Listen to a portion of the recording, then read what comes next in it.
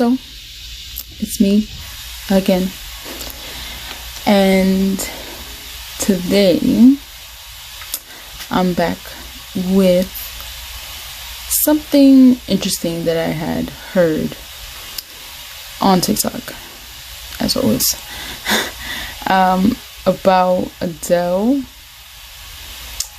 and it kind of sparked my interest in more or less the topic. So there was a TikTok saying that Adele's song Hello was about her speaking to her inner child. Now, I listened to the song many times, but now that I saw that she was saying that it was about her speaking to her inner child, I went back and listened to the song and kind of understood or seen it from that perspective. So then, as I said, it sparked my interest in inner child. Typically when you are on a spiritual journey, they say to do shadow work, and a lot of that is speaking to your inner child. So for people that don't know what an inner child is, I have two definitions for what an inner child is. So inner child is defined as a person's supposed original or true self, especially when regarded as damaged or concealed by negative childhood experiences, or is a part of ourselves that's been present ever since we were conceived and all developing into selves: baby, infant, toddler, young child, and middle school. So it's explained like the inner child can recall good experiences as well as childhood fears, traumas, neglect, or significant loss. Your inner child holds emotions, memories, and beliefs from the past, as well as hopes and dreams from the future. So when we are told to do inner child healing, we are making space or letting go of old patterns and fears to help us better understand ourselves as we continue to grow. And there are also different types of inner child wounds, and I will explain that later, but this is just to give you a concept of what it means. So pretty much your inner child is inside of you. So when people are like, oh, you always have you're youthful, you're childlike, it's kind of like you're more in tune to that inner child. So don't take it offensively. It's actually good that you are in tune to your inner child. But on a level of healing your inner child. So this is part 2. The last thing I said was, so on the level of healing your inner child, you should probably identify or know which, like I said, there's 4 types. And it's probably best if you identify which one you, I guess, resonate with more, in order to start that process. So here I have written 4 of inner child wounds.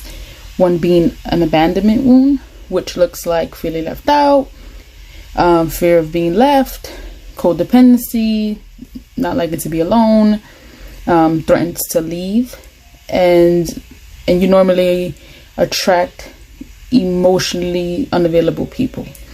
Then there is the guilt wound, which is feeling sorry or bad, doesn't like to ask for things, uses guilt to manipulate, is afraid to set boundaries, and normally attracts people who make them feel guilty. Then there is the trust wound, which is afraid to be hurt, doesn't trust himself, finds ways to not trust people, feels insecure, and needs lots of external validation, doesn't feel safe. Normally attracts people who don't feel safe. Then there's the neglect wound, which is struggling to let things go, has low self-worth, gets angry easily, struggles to say no, represses emotions, fears being vulnerable, and normally attracts people who doesn't appreciate them or make them feel seen. So usually, in the process of healing those inner wounds, first of all, it's coming to some realization that you do have one of these 4, and understanding that the best way to feel better or one with yourself is to acknowledge that you have one of these and start healing that. And the best way to do that is, like, basically you have to reparent yourself. And the way that it's taught to reparent yourself is becoming aware of the ways in which you harm, abandon, or betray yourself, noticing your behaviors and the impact on others, learning to regulate and self-soothe when you are triggered or reactive, recognizing and responding to your needs, working within tolerance and gradually building it, reaching out for support, acknowledging limits and implementing boundaries, giving yourself time to process, and holding yourself accountable. So, as I said, you might... So, part 3, because I was cut off. And the last thing I said was you might find it difficult to, I guess, put yourself in one of those categories, because maybe you relate to all of them. Maybe you feel like there's a little bit of it all. I myself might find that might be a little bit of all myself. But as I said, it is hard to even get to a point in yourself when you look at it as, okay, maybe those things I do have those things. And generally, these things actually stem from your environment, parenting, from within your parents, pretty much, or even whoever raised you, because I know not everyone is raised by their biological parents, or maybe one or none at all, or maybe like a guardian, whatever. And whoever is taking care of you as a child, whatever you experienced throughout your childhood is basically, it affected you, and these are usually the responses as you mature. And you might not see it that way, but that's kind of what it is. So when you, as an adult, and you come to some point in time where you realize, hey, those things kind of resonate with me, and like I said, the best way to start healing that is acknowledging that you have these things and trying to reparent yourself, but also be patient with yourself, because it's not easy to admit that, hey, maybe my childhood was good, wasn't good, in and out, whatever.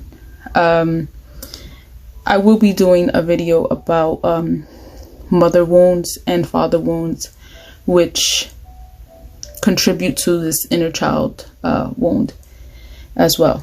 But I also have here, I am not really gonna do that, but pretty much, inner child wound is vital to your growth as an adult, because it does affect the way you think as an adult, because of these, like I said, because of the pretty much this reading off that I did about each one, because it identifies, as you can identify with it, you see that how, if you process it, that you can see that, hey, those things affected the way that I responded to things in my life, throughout my life. So healing your inner child is